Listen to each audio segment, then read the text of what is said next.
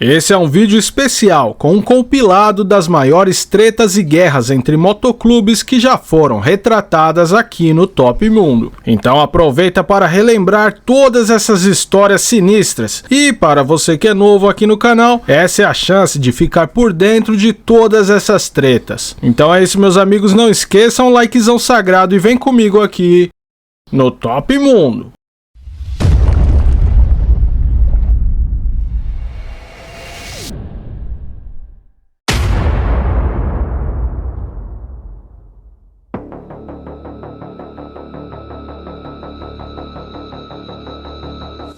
Michael Sandon, um mentiroso patológico, paranoico e ambicioso que era capaz de qualquer coisa para chegar ao topo. E Wayne Celestine, um homem extremamente perigoso e com uma extensa ficha criminal e sem um pingo de remorso pelos seus desafetos. Quando duas pessoas assim se encontram, o resultado é um dos piores e mais cruéis crimes da história do Canadá, uma shedding. Então fica comigo até o final do vídeo para ficar sabendo de tudo dessa sinistra história envolvendo um dos maiores motoclubes do mundo, os Bandidos Motorcycle Club. Fala galera, Malone aqui, e antes de mais nada, peço que você deixe o seu likezão e a sua inscrição para ajudar no crescimento do nosso humilde canal. E para quem puder ajudar ainda mais, considere se tornar membro do Top Mundo canal ou nos mandar um valeu demais, assim você ajuda a continuarmos produzindo esses vídeos incríveis para vocês. Recado dado, agora vamos ao vídeo aqui no Top Mundo.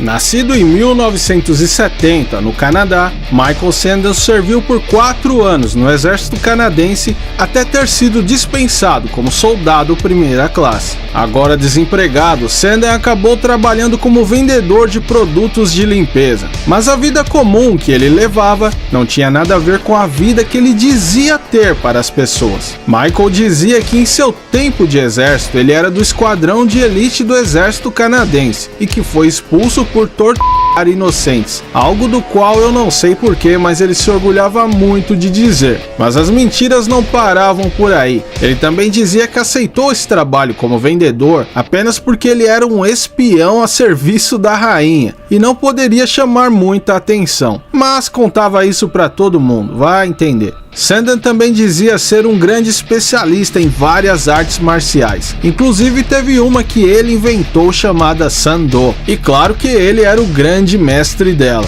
Ele também dizia ser faixa preta em Taekwondo, Jiu-Jitsu e Kung Fu, e tinha alunos como Chuck Norris e Steven Seagal. Mas por baixo dessa camada de mentiras fantasiosas estava um homem totalmente falido, devendo vários aluguéis e que precisava do dinheiro da mãe ou da sogra para se manter. Sim, Sandon era casado e sua esposa era maltratada e agredida, e também era impedida de trabalhar por ele, mesmo eles precisando muito de dinheiro. Mas ela não tolerou essa vida por muito tempo, e passado alguns meses, agora completamente sem opções e divorciado, Michael Sandon mudou-se para o interior do Canadá, na cidade de Sault Ste. Marie. Por lá, por ser uma comunidade rural, a polícia não poderia pagar bons salários para os policiais, então eles aceitavam qualquer um. Então Michael Sandon facilmente conseguiu entrar para o corpo de policiais da cidade. Em um dia de folga, Sandon foi até um funeral de um ex-presidente dos Outlaws MC, e depois desse dia ele ficou completamente obcecado com a ideia de entrar para o motoclube. Então, fingindo estar doente, ele tirou uma semana inteira de folga em Montreal, dizendo que ia se tratar, mas na verdade Michael ficou a semana inteira frequentando um bar dos Outlaws, tentando convencê-los de que deveria fazer parte do motoclube. Para isso ele contava suas mentiras, como ter sido um assassino cruel durante o seu serviço nas forças especiais. Porém o que ele não contava era que detetives estavam na cola dos Outlaws, então eles acabaram descobrindo que Sandon era um policial e ele foi fotografado ao lado dos Outlaws.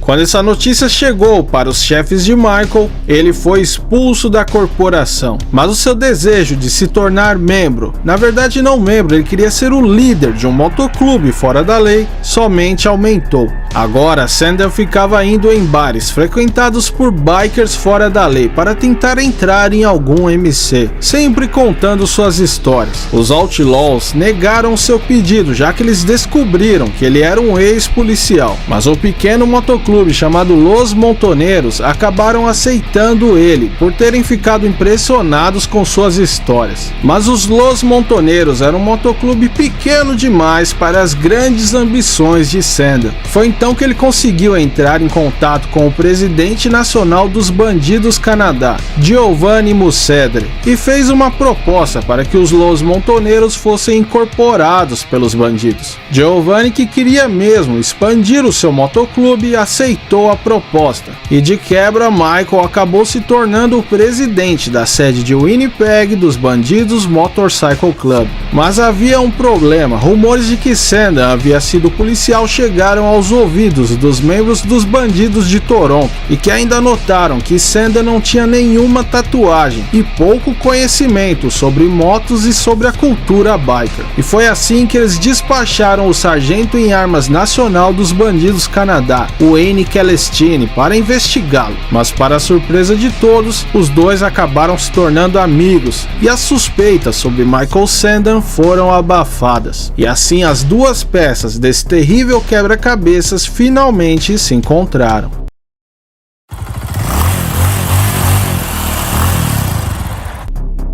Nascido em 1949, também no Canadá, Wayne Celestine, também conhecido como Winner, é descendente de alemães e vivia dizendo que seus ancestrais lutaram contra a coroa britânica durante a Revolução Americana. Ele também dizia ter servido no exército canadense, nas forças especiais, mas tudo isso foi desmentido pelas autoridades. Celestine desde jovem acumulou diversas condenações por agressões, portes de armas e fugas. Isso tudo antes de completar 18 anos. Em 77, quando os Outlaws MC estavam em plena expansão pelo Canadá, Wayne Celestine tentou entrar para o motoclube, mas foi rejeitado. Ele foi considerado um sujeito problemático demais, até mesmo para um MC 1%. Também diziam que ele chamava atenção demais da polícia. Porém, os Outlaws viram uma oportunidade nisso e permitiram que ele criasse o seu próprio motoclube, no qual ele deu o nome de Holocausto MC, e que depois trocaram o nome para Annihilators Motorcycle Club, mas na verdade eles eram apenas usados como marionetes pelos Outlaws.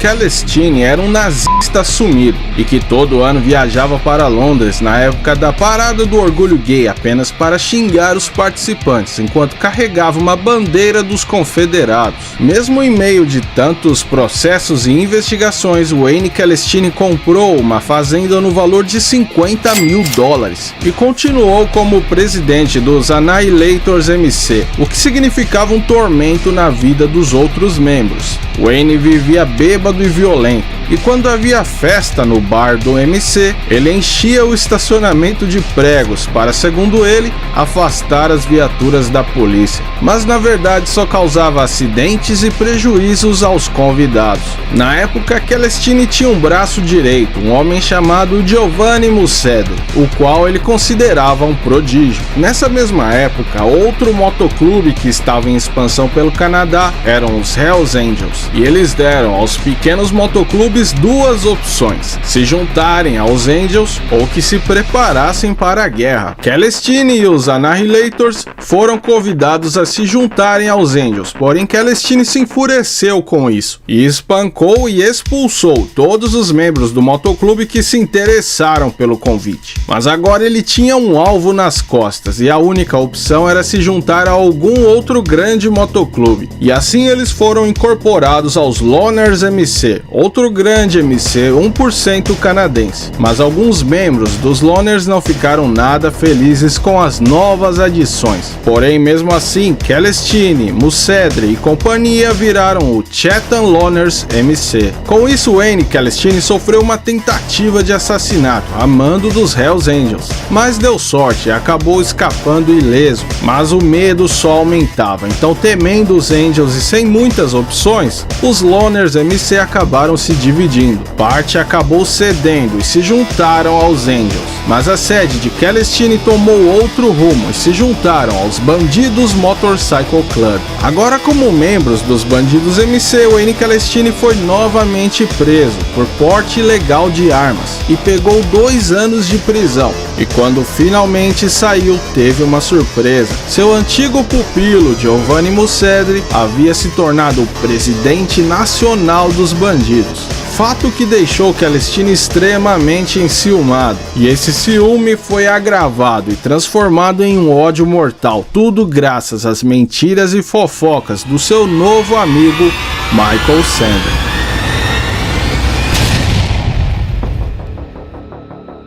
Após Celestine investigar, com todas as aspas, Michael Sanders, o então presidente dos Bandidos MC, Giovanni Muscedri, deixou Michael ter a sua própria sede, a sede de Winnipeg dos Bandidos MC. Mas foi aí que as coisas começaram a complicar. O alto escalão dos Bandidos MC lá dos Estados Unidos não gostaram nada de tudo isso que estava rolando no Canadá e não reconheceram essa nova sede de Michael como full patch, e nem os permitiram usar os coletes de bandidos. Então Sandan teve uma ideia para contornar tudo isso, criar um novo motoclube, o No Surrender Crew, que Giovanni aceitou, porém eles continuavam a usar os coletes dos bandidos, o que enfurecia ainda mais os americanos. No meio disso tudo, Celestine estava totalmente falido, devendo impostos e também para vários traficantes, mas ele achava que a amizade com Sandan ainda ia deixá-lo rico, porque ele acreditava em todas as mentiras que ele contava,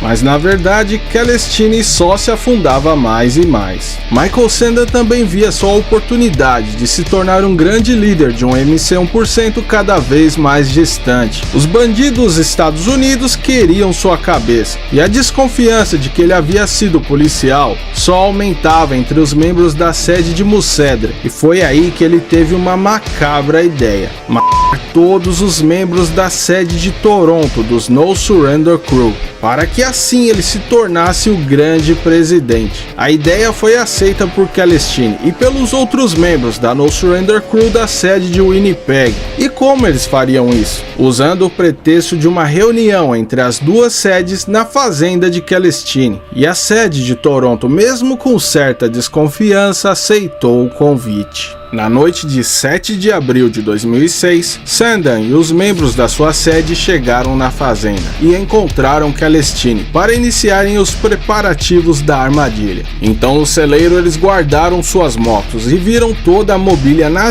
de Wayne Celestine, que cantava o hino da Alemanha e bebia sem parar. As armas foram distribuídas e Michael Sanders ficou escondido do lado de fora atrás de uma moita. E o primeiro a chegar foi Luiz Raposo, que notou o Sanders. E segundo a versão de Sanders, Raposo atirou contra ele, mas ele estava usando um colete à prova de balas. Então Sanders atirou de volta com um fuzil, matando Raposo na hora. Porém as autoridades desmentiram essa versão, dizendo que Raposo estava dando o dedo do meio quando foi atingido, sugerindo que ele não atirou em Michael. Ao ouvirem os tiros, Paul Sinopoli e George Criarax tentaram fugir, mas foram atingidos por Celestine e caíram feridos. Foi aí que Celestine gritou: "Todos no chão agora! Estou aqui para tirar os coletes de vocês a mando dos Bandidos MC Estados Unidos." Tudo não passava de uma grande mentira. Então eles foram rendidos e colocados no celeiro, e agora as loucuras de Celestine só afloravam. Enquanto continuava bebendo, ele cantava hinos na e por quase 2 horas ele mudava frequentemente de ideia se iria apenas tirar os coletes deles ou matá-los. Nesse meio tempo, Giovanni Muscedri recebeu uma ligação de sua namorada e Celestine o deixou atender, mas o avisou para não fazer nenhuma besteira. Muscedri atendeu e apenas perguntava como estava o bebê e que as veria em breve, então desligou. Muscedri era conhecido como um homem extremamente leal ao código básico biker, e também como um líder justo e honesto, totalmente o contrário de Celestine e Sandan. As horas foram passando e Celestine não parava de beber, enquanto Sandan e os outros comparsas iam ficando cada vez mais e mais aflitos. Mas finalmente, Wayne Celestine decidiu.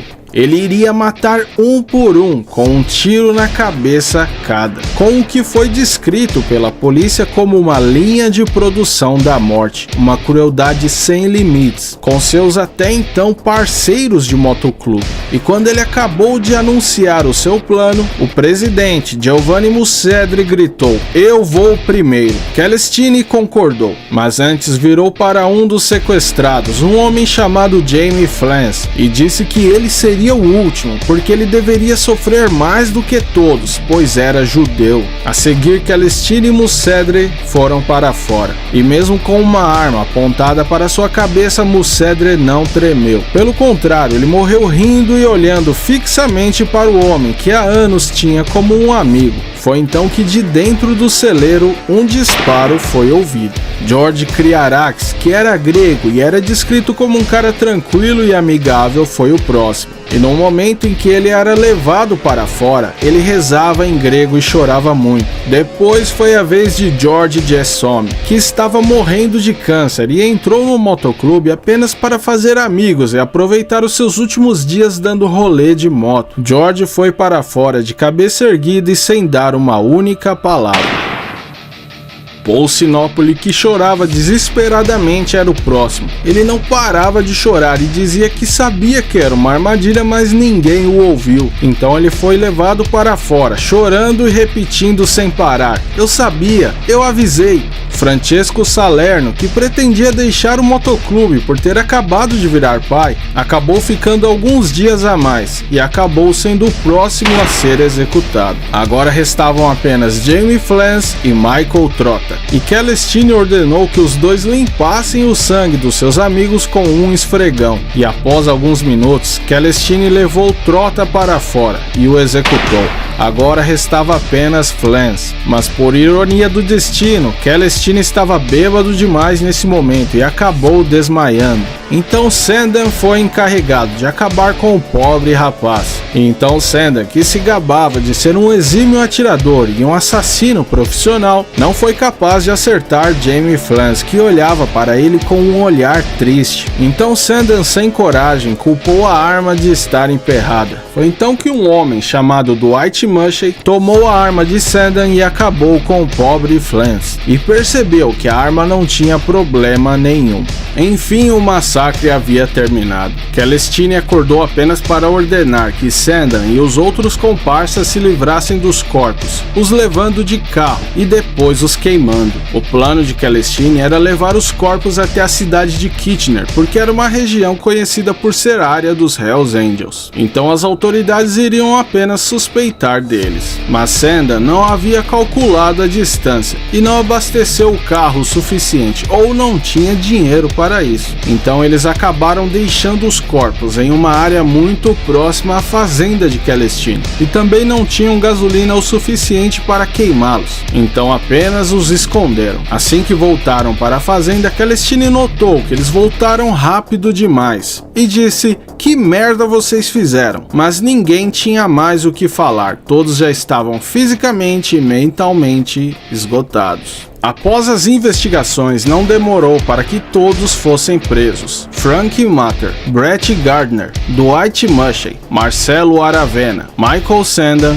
e Wayne Celestine. Todos foram julgados e condenados por decisão unânime à prisão perpétua. Já Eric Nissen e Kerry Morris também foram presos, mas delataram e deram todos os detalhes sobre tudo e acabaram tendo suas penas reduzidas. Segundo Peter Edwards, autor de um livro somente sobre esse caso, Celestine nunca teria feito algo assim se não tivesse alguém para incendiar a sua mente. Para Edwards, a combinação da ambição sem limites de Sandan e a loucura de Celestine acabou resultando nesse fatídico dia em que 8 vidas foram ceifadas.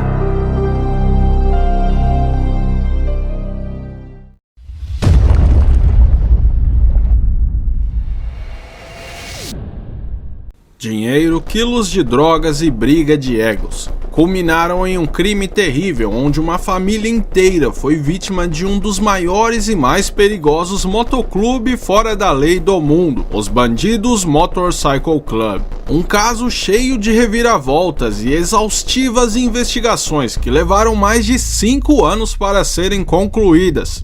Hoje você vai conhecer tudo sobre o caso da família Careaga. Então fica comigo até o final desse vídeo que você vai se surpreender com mais essa história. Fala galera, Malone aqui. E antes de mais nada, peço o seu like, que ajuda muito no crescimento do nosso canal. E caso você seja novo por aqui, peço que você já se inscreva, pois eu tenho certeza que você vai curtir o nosso conteúdo. E para quem puder e quiser ajudar ainda mais o nosso humilde canal, você pode se tornar membro do Top Mundo canal, ou nos mandar um valeu demais. É uma pequena quantia, mas que faz uma enorme diferença pra gente. Recado dado, agora vamos ao vídeo aqui no Top Mundo.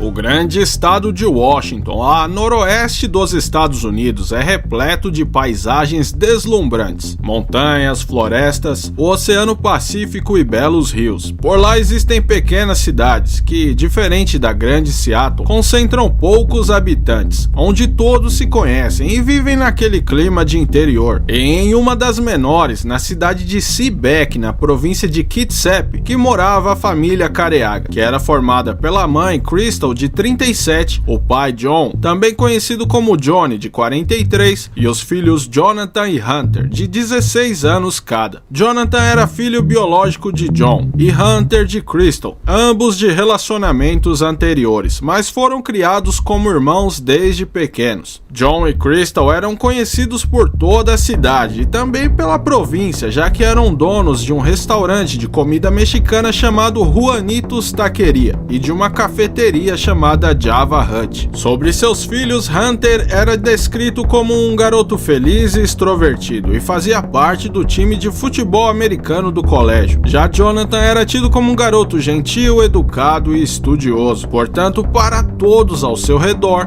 a família Careaga era tida como uma família perfeita. Mas será que era mesmo?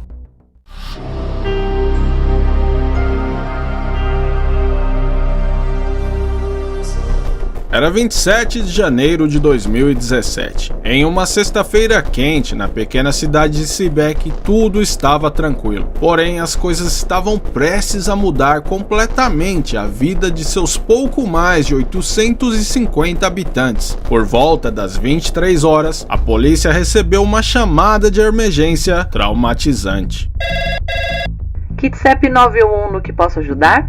Socorro, depressa. Toda a minha família está baleada. Eu também. Qual é o endereço? Por favor, vem agora. Calma, me repete o endereço. 13417 Tenino Drive West. Vem agora. 13417. Eu tô morrendo. Tiro. Minha família. Qual é? Depressa. Quem fez isso? Tem alguém aqui com uma arma. Ok. Bremerton, Washington. Ok, escuta. Eu tô morrendo. Eu tô baleado.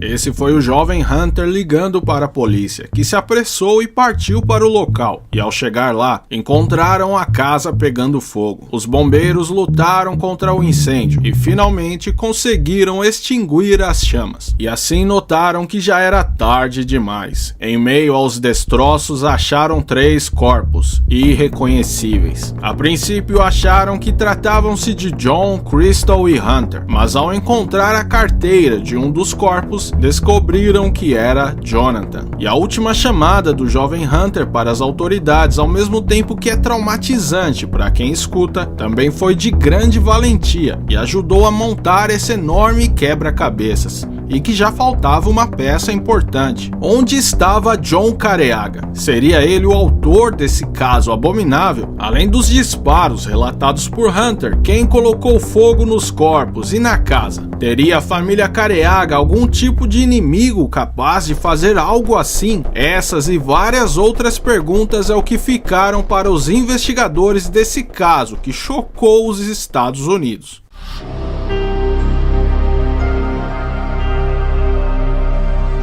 Rapidamente, o gabinete do xerife isolou a residência e os investigadores começaram seus trabalhos ainda na madrugada de sexta para sábado. E a primeira coisa foi divulgar a foto de John Careaga em cartazes como desaparecido. Reparem que eu disse desaparecido e não procurado. Esse foi um cuidado que os investigadores tiveram para não imputar culpa em John, porque eles realmente ainda não sabiam se havia sido ele que havia cometido esses crimes. Mas sim, a princípio ele era o principal suspeito. Por todo o sábado houve o trabalho dos legistas para tentar chegar o mais rápido possível na forma em que as 3 vítimas foram mortas. Houve também um intensivo trabalho dos patrulheiros e investigadores que tentavam encontrar testemunhas que ajudassem a entender os motivos para esse crime. E claro que para tentar achar o paradeiro de Johnny. Mas nem mesmo policiais experientes como a chefe dos investigadores, a xerife Lisa Gundrum, estavam prontos para o que estava por vir ao nascer do sol de segunda-feira, e com o resultado das perícias feitas na casa dos Careaga.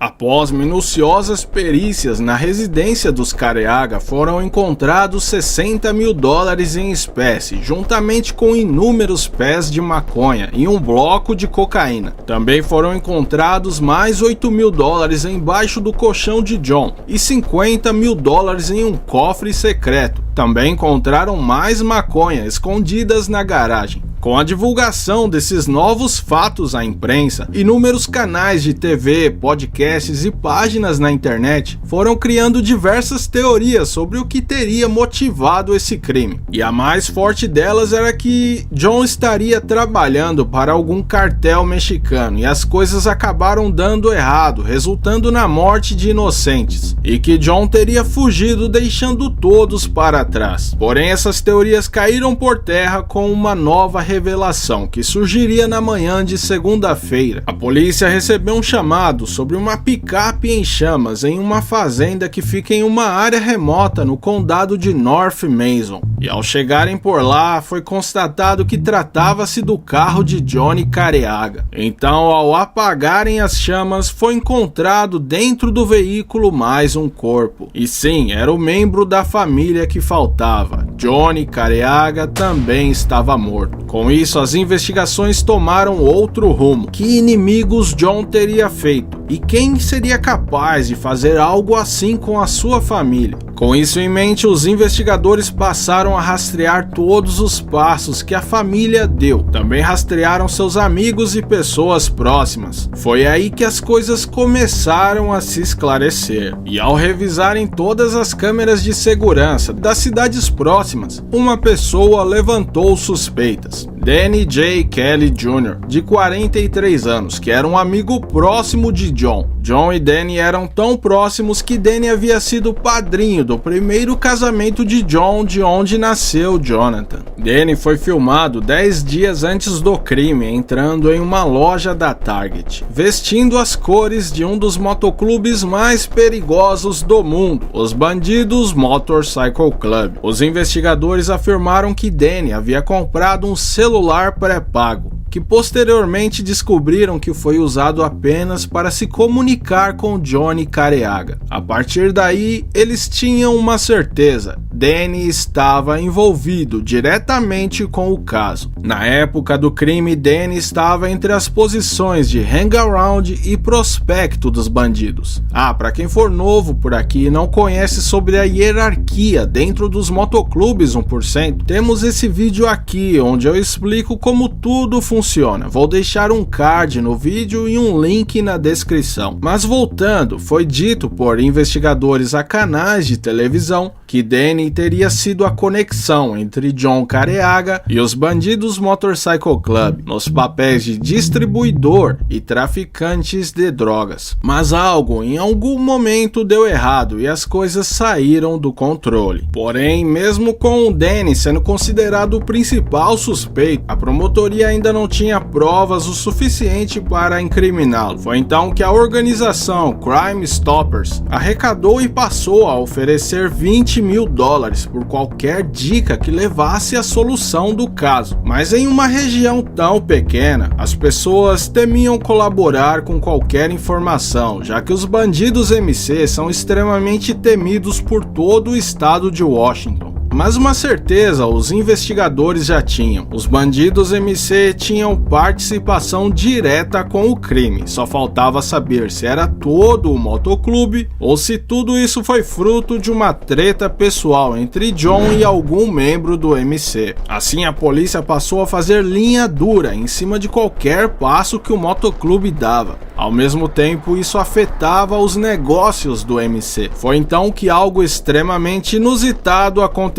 Segundo a xerife Lisa, certo dia o presidente dos bandidos MC da sede de Bremerton, juntamente com o advogado do motoclube, foram até o gabinete do xerife. E mesmo que eles não tenham colaborado com nenhuma informação sobre o crime, eles teriam afirmado que os bandidos Motorcycle Club, como instituição, não tinham nada a ver com o caso e que não apoiavam nenhum membro que matassem mulheres e crianças. Para a xerife, foi uma grande confirmação de que tudo isso teria sido fruto de uma desavença pessoal entre John e algum ou alguns membros do motoclube. Foram mais de 5 anos, mas finalmente praticamente todo o quebra-cabeças foi montado. Então o que trarei agora foi o que, segundo anos e anos de investigações, realmente teria acontecido com a família Careaga.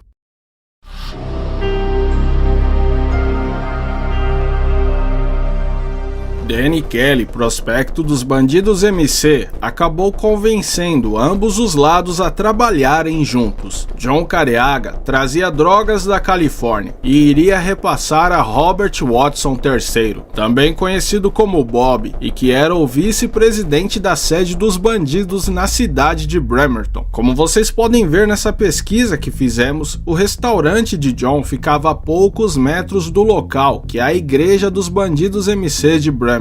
Para quem não sabe, igreja é a forma que os motoclubes se referem ao local onde ocorrem suas reuniões. E foi exatamente nesse local que, segundo uma testemunha ocular, havia ocorrido uma discussão entre John e Robert. John era um homem de gênio forte, daqueles que não levavam desaforo para casa. Porém, o que ele não sabia era que Robert Watson e seu irmão, que também se chamava John e que era sargento em armas da mesma sede, eram homens extremamente violentos e temidos por todos. Essa mesma testemunha inclusive disse que ninguém na cidade tinha coragem de falar com Robert naquele tom e que John Careaga fez isso várias vezes. Mas infelizmente essa atitude lhe traria terríveis consequências.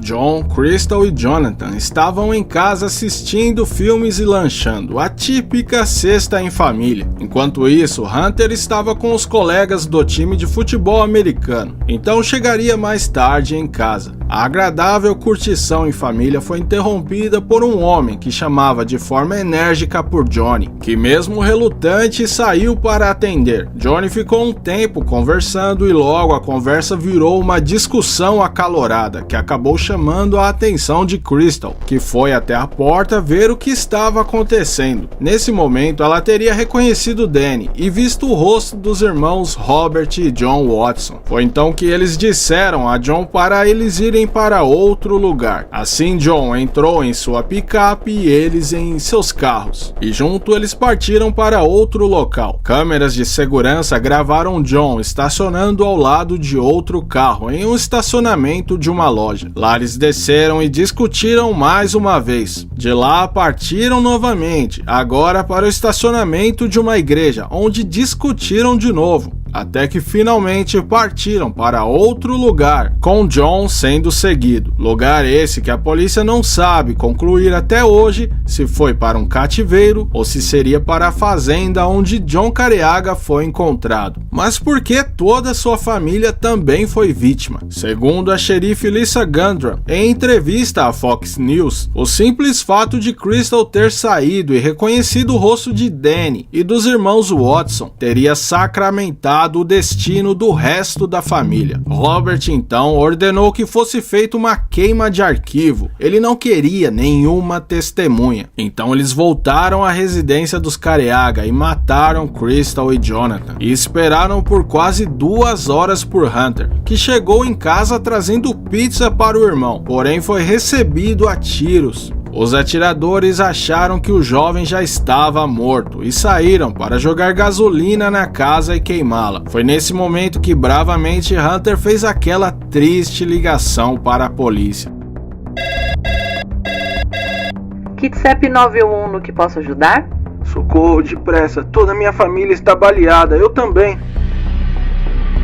Ao notarem que o garoto ainda estava vivo, um deles teria colocado um travesseiro na cabeça de Hunter e disparado o tiro fatal. Agora, em tempos atuais, Robert Watson já havia sido promovido a sargento em armas nacional dos bandidos MC, e Danny Kelly, a pessoa que começou tudo isso, se tornou um membro full patch. E não somente isso, ele era o atual sargento em armas da sede de Bremerton. Mas em junho de 2022, uma mega operação policial foi montada a fim de prender Robert, John e Danny. Foram mais de 70 policiais, drones e uma equipe da SWAT. Tudo isso para que os 3 fossem capturados ao mesmo tempo. E por volta das 6 da manhã, a operação começou e foi um verdadeiro sucesso. Todos os 3 foram presos sem nenhuma chance de reação. Agora, com provas suficientes, os 3 finalmente foram levados à primeira audiência frente a um juiz. Lá, ambos se declararam inocentes. Porém, o juiz do caso ordenou que eles continuassem presos até seus julgamentos, no qual eles vão enfrentar 16 acusações, entre elas roubo, sequestro e assassinatos de primeiro grau, que somente com esse crime eles já podem pegar até prisão perpétua. Muitos familiares dos Careaga estiveram na audiência, e em entrevista, Ashley, que era filha de Crystal, fruto de seu primeiro casamento, afirmou que foi um grande alívio finalmente ver os assassinos de seus irmãos sob custódia, e que não sentiu nenhum pingo de remorso deles. Pelo contrário, tudo que ela sentiu foi uma tranquilidade maligna que emanava dos 3. E aí, pessoal, conheciam essa trágica história? Lembrando que esse caso continua em aberto, já que as autoridades ainda não descartam a participação de outras pessoas no crime. Mas deixem seus comentários sobre o que vocês acham. Nós estamos sempre respondendo vocês e tentando interagir com todo mundo, então bora trocar ideia. E meu povo, esse vídeo deu um trampo, mas um trampo danado. Então eu acho que eu mereço aquele likezão e que vocês compartilhem esses vídeos com seus camaradas. E então é isso, eu vou ficando por aqui, um abração do Malonão e nos vemos novamente em breve aqui no Top Mundo.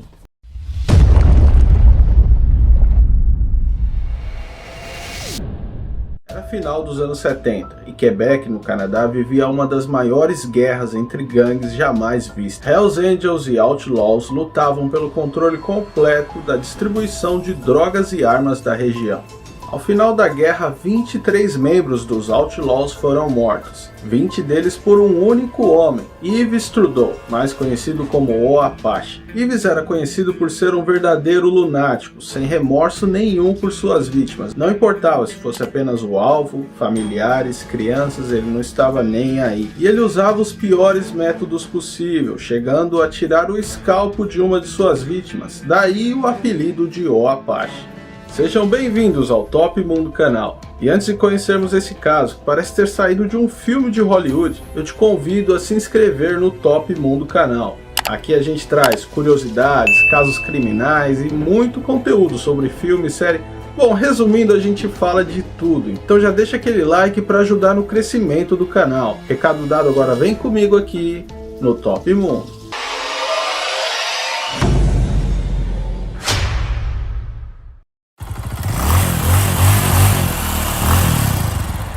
Em Quebec, no Canadá, de 1936 a 1960, houve um período conhecido como a Grande Escuridão, em que a província era governada pelo partido ultraconservador Union National, e eles governavam à mão de ferro. Porém, nas eleições de 1960, o partido ultraconservador foi derrotado pelos liberais, e a sociedade de Quebec experimentou uma das mudanças mais radicais, saindo de um governo ultraconservador para um dos mais liberais da América do Norte. E como reação aos antigos costumes considerados medievais, agora a sociedade de Quebec adotou a cultura do hedonismo, isso é, colocar a busca pelo prazer à frente de tudo. Resumindo, drogas e rock and roll. Porém, como consequência, houve um gigantesco aumento no uso e abuso de drogas. Com isso, a cultura dos clubes de motocicletas fora da lei se tornaram uma febre entre os jovens, pois esses motociclistas eram vistos como símbolos de rebeldia e liberdade.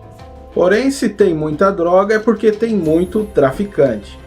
Então os clubes de motocicletas se aproveitaram deste novo ramo e passaram a vender e distribuir drogas por toda a província. Até o ano de 68 já haviam 360 clubes somente em Quebec, tornando a província um dos lugares mais violentos de todo o país, também conhecido como Zona Vermelha. Liderados por Yves Trudeau, o Popeye Motoclube de Montreal já era a maior gangue de motociclistas de todo o Canadá, mas eram considerados os mais violentos de todo o país, levando violência gratuita e sadismo por onde passavam. Os Popeyes, devido à loucura, eram frequentemente requisitados pela máfia de Montreal para que fizessem assassinatos por encomenda. Entre toda essa galera maluca existia um que se destacava: Yves Trudeau, o Apache.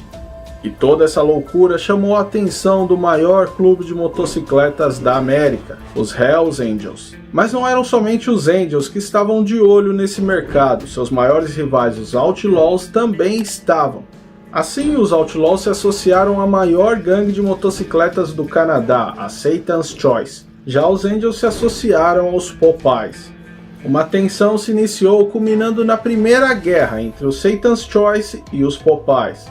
Essa guerra vitimou vários membros de ambos os lados e durou quase 2 anos, mas sem nenhum vencedor, já que a polícia prendeu vários líderes de ambos os lados. Por fim, ambos os grupos passaram a integrar os grupos maiores. Os Satan's Choice passaram a ser Outlaws Canadá. Já os Popeyes representavam os Hells Angels. E com isso, Yves Trudeau passou a liderar o grupo de assassinos dos Angels. A tensão entre os dois grupos só aumentava, e em fevereiro de 78, 2 membros dos Outlaws foram tomar uma cervejinha num bar dominado pelos Hells Angels. Claro que ia dar ruim, os dois foram expulsos e ficaram do lado de fora, depredando e xingando. Foi então que o Apache passou de carro, parou ao lado dos Outlaws e abriu fogo, matando um deles e deixando o outro gravemente ferido. Esse ataque acabou culminando num evento conhecido como a Grande Guerra dos Motociclistas. Atentados a tiros, bombas e tudo mais passaram a ocorrer por toda a província. E Ives, que era um grande especialista em explosivos, foi capaz de matar o presidente dos Outlaws, plantando uma bomba embaixo do seu carro. E não somente isso, Ives foi capaz de matar os próximos presidentes que vieram a seguir. Foi então que o presidente nacional dos Hells Angels, Ives Bateau, não confundam, é Ives para todo lado, sofreu um atentado a tiros e por pouco não morreu. Foi então que ele convocou o Apache para se vingar e mandou ele matar um gangster conhecido como Roxy. 2 meses depois, Trudeau viu um homem que se assemelhava a Roxy. Foi até ele e perguntou: "Você é o Roxy?" O homem não respondeu nada e mesmo assim o Apache efetuou um tiro na sua cabeça, o matando ali mesmo. No dia seguinte, Trudeau, vendo o noticiário, descobriu que matou o homem errado. O homem morto se tratava de um turista alemão e que não respondeu nada porque não entendia o idioma local. E qual foi a reação do serial killer? Ele apenas riu freneticamente e disse que todos que se assemelhassem ao Roxy mereciam morrer. E seu único arrependimento é que ele não seria pago pelos Hells Angels por essa morte. 1 mês depois, ele foi capaz de matar o alvo correto, usando explosivos mais uma vez plantado na parte de baixo do veículo do alvo. A guerra seguia e o Apache seguia fazendo vítimas, sempre os líderes dos Outlaws. Seu respeito foi elevado e ele recebeu a presidência da sua própria sede na cidade de Laval. Rapidamente, a sede de Laval passou a chamar muita atenção. Eles viviam drogados, abusavam da violência, chegando a incomodar até mesmo as outras sedes dos Angels. Parte dos esquemas de drogas dos Angels passavam pelo Porto de Montreal, porto esse que era comandado pela máfia irlandesa. Seu líder era um homem conhecido como Frank Ryan, e certo dia Ryan foi ao encontro do presidente nacional dos Angels e levou um surpreendente caso. 2 membros dos Angels, por conta própria, estavam conspirando sequestrar o filho do chefe da máfia. Foi então que o chefão da máfia exigiu a morte desses 2 membros. Foi então que o presidente Ives Bateau chamou seu homem de confiança, o Apache. Disse que ele deveria eliminar os 2, mas de forma discreta, já que se os outros membros do grupo descobrissem que o presidente ordenou a morte dos seus próprios companheiros, isso não pegaria nada bem. E assim foi feito. Trudeau aceitou a missão, chamou os 2 para beber, e quando eles já estavam embriagados, Trudeau eliminou os 2. Tudo estava indo bem para os Angels, até que em 83 o seu presidente, Ives Bateau, estava fumando um cigarro do lado de fora de um restaurante, mas foi surpreendido por 2 Outlaws que acabaram com ele ali mesmo. Uma grande comoção tomou parte do grupo, vindo membros de várias partes do mundo para o seu funeral. Mas isso não impediu o crescimento dos Hells Angels, já que em 88 eles venceram a guerra praticamente expulsando os Outlaws de toda Quebec. Agora, lembra do líder da máfia irlandesa, Frank Ryan? Então, ele foi morto pelos seus próprios companheiros. E o novo chefão da máfia, um homem conhecido como Alan Ross, queria a cabeça dos 4 traidores. E quem ele chamou para dar cabo dos caras? Ele mesmo, Ives Trudeau, o Apache. Depois de muita investigação, ele descobriu que os 4 estavam confinados em um apartamento, em um prédio universitário. Como eles raramente saíam do apartamento, Ives teve uma ideia. Deixou na porta do apartamento como presente uma televisão, um videocassete e algumas fitas, dizendo que era dos Hells Angels. Como até o momento eles não sabiam que os Angels estavam atrás deles, eles pegaram o presente. Foi então que o Apache detonou a bomba que estava dentro do televisor, mandando os 4 pelos ares, sendo um dos assassinatos mais infames da história do Canadá. Porém agora, sem Ives Bateau no comando, a sede de Laval ficou totalmente incontrolável. Liderados pelo Apache, eles viviam drogados e quebrando todas as regras dos Hells Angels. Foi então que os presidentes das sedes de Halifax, Montreal e Sherbrooke convocaram uma reunião secreta, com apenas um intuito: o que fazer com a sede de Laval. E foi assim que eles chegaram à conclusão: a sede de Laval deveria ser exterminada e principalmente Ives Trudeau deveria ser morto, pois se continuasse vivo ele seria uma constante ameaça a todos do grupo. E foi assim que os 3 bolaram o seguinte plano: convidar a sede de Laval para uma festa em uma fazenda isolada. Parece que o Apache sentiu que tinha algo errado e uma semana antes da festa se internou por conta própria em uma clínica de reabilitação. Porém, os outros membros da sede foram à festa. Lá eles foram encurralados e todos colocados em uma pequena sala e todos foram mortos. O episódio ficou conhecido como o Massacre de Lennoxville. Uma nova gangue surgiu na região, a Rock Machine, e em poucos anos foram capazes de derrotar os Angels. Nesse meio tempo, o Apache continuava se escondendo, já que ele descobriu que os Angels colocaram a sua cabeça a prêmio, pagando mais de $50 mil a quem o matasse. Mais tarde, Trudeau acabou sendo preso por porte de armas e pegou apenas 1 ano de cadeia. Mas lá ele descobriu que os Angels já tinham encomendado a sua morte dentro do presídio. Para escapar sem ver nenhuma opção, Yves Trudeau traiu o grupo e virou um informante da polícia. Agora o Apache recebia proteção policial e assim ele testemunhou contra os seus ex-companheiros, levando mais de 39 à cadeia. Ele também ajudou a resolver mais de 90 casos de homicídios, mas ele levou o governo a um impasse. Desses 90 homicídios, 43 foram feitos por ele mesmo, levando a opinião pública à fúria total. Mas mesmo assim um acordo foi feito e Trudeau pegou prisão perpétua, porém com chance de condicional em apenas 7 anos. Além disso, desfrutava de uma cela luxuosa e, pasmem, ele recebia um salário mensal. Com apenas 9 anos de prisão, Yves Trudeau foi colocado em liberdade condicional. Ganhou uma nova identidade e mudou-se para a cidade de Valleyfield. Lá ele passou a se relacionar com uma mulher que nada sabia da vida passada do criminoso e do serial killer que ela estava deitando ao lado. Com o tempo, Trudeau voltou com seu vício por drogas e em 2004 foi novamente preso por abusar de um garoto de apenas 14 anos de idade. Com isso, sua pena voltou automaticamente a perpétua. Agora sem nenhum luxo e confinado numa solitária, o Apache foi diagnosticado com câncer na medula óssea e morreu 2 anos depois, com 62 anos.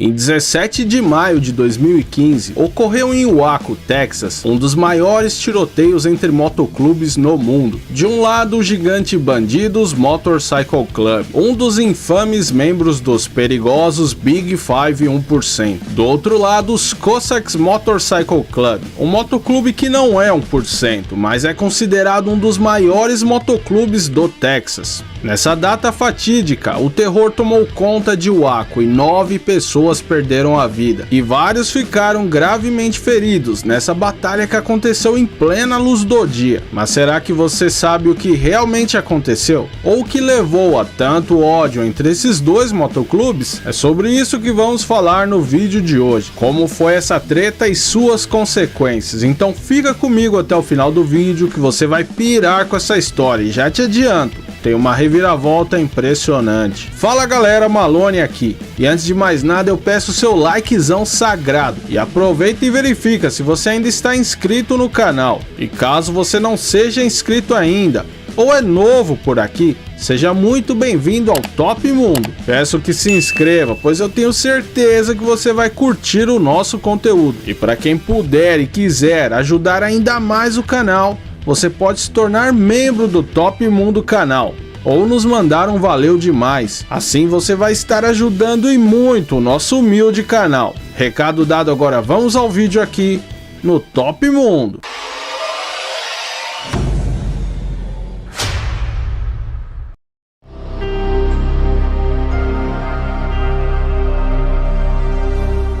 Criado em 1969, os Cossacks MC é um grande motoclube texano. São mais de 1000 membros somente na região, e que não são 1%. Assim, por anos e anos, eles nunca se envolveram em nenhuma treta dessa magnitude. Mas o que eles fizeram para entrar no olho desse furacão? Os Cossacks MC atingiram um tamanho tão grande nos últimos anos, que eles não viram problema nenhum em usar o Bottom Rocker de sua região, o Texas. Mas para quem acompanha sempre nosso canal, sabe que isso implica em certos problemas no mundo biker, mais especificamente para os bikers fora da lei. Mas calma que, se você não sabe, eu explico para você. Nos Estados Unidos, o seu motoclube não deve estampar em seu colete os bottom rocker, que é a parte de baixo e atrás do seu colete, as regiões controladas por algum grande motoclube 1%, a não ser que tenha a autorização dele. E acontece que o Texas já tem um dono autoproclamado, o gigante motoclube de mais de 4.000 membros por todo o mundo, e um dos mais perigosos e membro dos Big Five, os Bandidos Motorcycle Club. Em 2014, o Departamento de Segurança Pública do Texas listou o Bandidos MC como uma ameaça de nível 2, o mesmo nível de gangues perigosíssimas como Crips, Bloods e a Irmandade Ariana, e apenas ficando abaixo dos cartéis mexicanos. Nenhum outro motoclube do Texas foi listado nesse nível, e isso foi um recado claro a todos. Entre os motoclubes, esse território já tinha um dono, mas acontece que os Cossacks simplesmente não deram a mínima para tudo isso e passaram a estampar em seus coletes o nome da sua região natal, o Texas. E com essa atitude para os bandidos foi como sinalizar que você estava pronto para uma guerra pelo controle total dessa região, e isso não ficaria barato.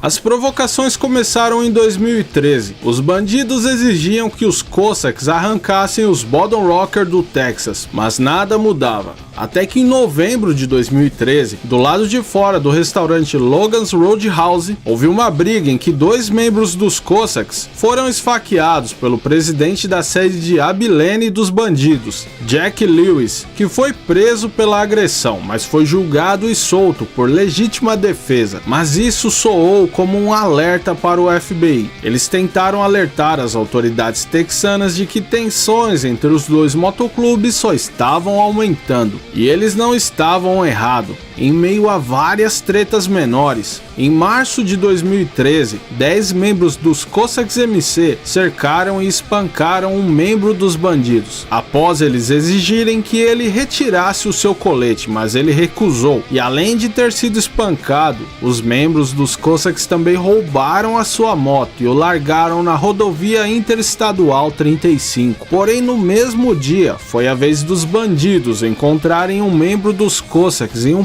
posto de gasolina, e ao exigirem que ele removesse o bottom rocker do Texas, o Cossack se recusou e foi gravemente ferido ao ser espancado com golpes de martelo. Segundo o Departamento de Segurança Pública, além do problema dos bottom rocker, eles alertavam que os bandidos MC exigiam uma espécie de imposto aos Cossacks, que eles também se recusavam a pagar. Com isso, em abril de 2015, o FBI conseguiu interceptar e avisar as autoridades de um plano dos bandidos de enviar mais de 100 membros para atacar os Cossacks, mas o plano não deu certo. Porém, no mesmo mês, mais uma vez o FBI alertou as autoridades locais de que algo terrível estava por vir e que era para que eles ficassem em alerta máximo sobre os dois motoclubes. Mas infelizmente eles não foram capazes de evitar o desastre que estava por vir.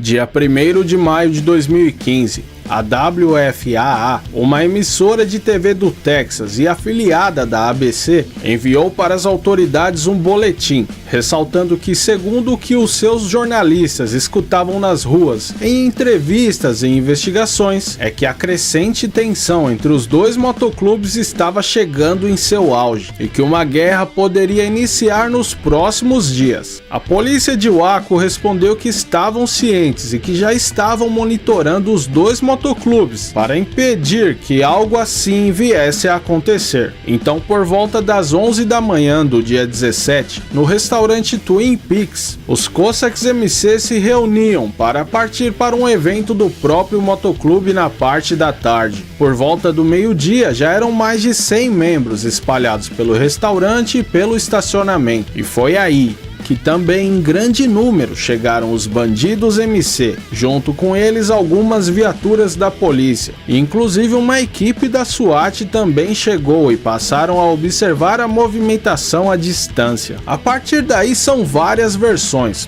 mas segundo as autoridades o que houve foi o seguinte: um prospecto dos Cossacks MC, chamado Clifford Pierce, ficou encarregado de permanecer no estacionamento direcionando os Cossacks que iam chegando para o local em que eles deveriam estacionar, até o momento que os bandidos chegaram e Clifford tentou orientar eles onde estacionar. Claro que não daria bom, ainda segundo as autoridades. E o presidente da sede de Waco dos Cossacks, John Wilson, o presidente da sede de Dallas dos bandidos, teria avançado e atropelado o pé de Clifford. No momento em que ele gritou de dor, vários membros dos Cossacks vieram ao seu socorro. E foi aí que uma calorosa discussão começou. Depois de poucas palavras, socos foram trocados. Além disso, facas, tacos e correntes foram usados. E em seguida, os tiros. Vários membros estavam armados e a troca de tiros começou ali mesmo. Câmeras de segurança do restaurante mostraram clientes, membros dos Cossacks e funcionários do restaurante tentando se abrigar para escapar dos tiros. E em meio aos tiros de pistola,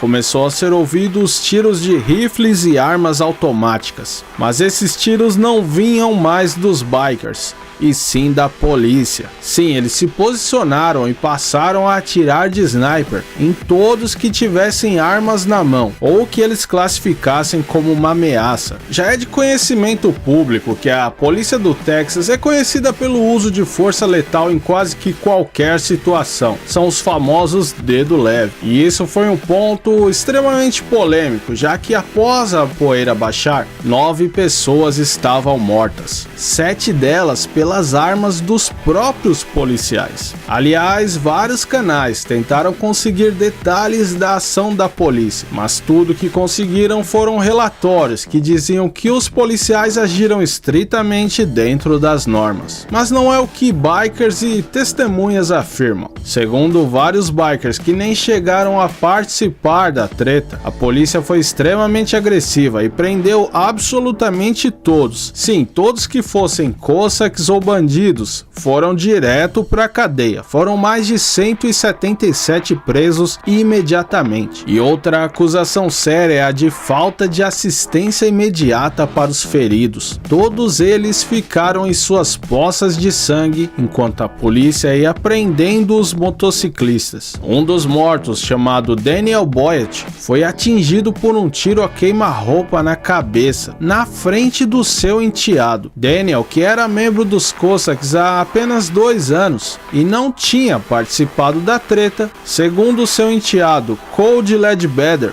um membro dos bandidos olhou para ele e simplesmente disparou. Ainda segundo Cody, ele gritava para que seu padrasto fosse socorrido logo, mas foi ignorado pelos policiais que o prenderam, e ele foi conduzido enquanto via o corpo do seu padrasto no chão, sangrando até morrer. Todos ficaram quase um mês presos, mas surpreendentemente, após meses de investigação, mesmo contando com várias câmeras de segurança que filmaram tudo, ninguém foi preso. Sim, absolutamente ninguém foi ao menos processado. E isso apenas reforçou a tese de vários bikers que afirmaram que a polícia apenas piorou a situação e fez o local virar um campo de guerra. Bom, mas a realidade parece que somente os envolvidos saberão, até porque nem mesmo grandes canais jornalísticos conseguiram da polícia detalhes do ocorrido. Mas o que sobrou foi o saldo de 9 mortes e vários gravemente e permanentemente feridos. Inclusive o prospecto dos Cossacks MC, lá do começo da treta, Clifford Pierce, foi atingido por um tiro na coluna que o deixou paralítico. E entre os mortos estava Jesus Delgado Rodrigues, de 65 anos, um veterano condecorado por bravura na Guerra do Vietnã